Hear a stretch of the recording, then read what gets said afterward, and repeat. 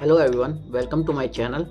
I am Shivam Agrawal and today we are going to see how we can install Power BI on our system. So now we are on my laptop screen and now I have searched for Power BI in Google. On the first result you have to select to downloads,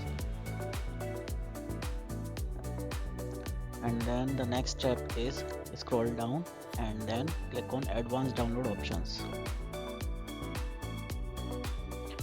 Now the window opens and here you can find the download button. And now if your system is 64-bit, then you have to select this 64x and it will download your setup, and then you can select the download folder. See, it is downloading. So it is quite a large file, around 500 MB, so it will take some time. See, it is downloaded and now we will open this setup. Now first click on next. It will ask for, means the window will ask whether you want to download this app or not, so click on yes. So it is preparing to install, and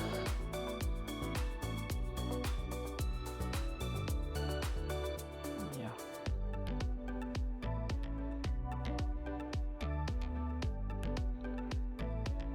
here you have to click on next, but yeah, so here comes select I accept the terms and conditions, then next, and then next, and then check whether it is checked or not. If not, then click on check. It will create a desktop shortcut.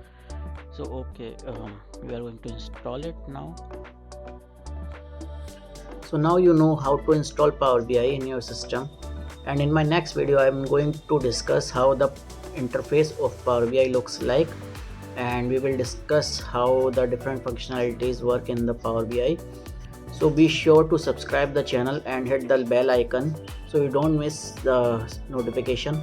Also, if you found this video helpful, then hit the like button and let me know in the comments what are your views about Power BI. Thank you.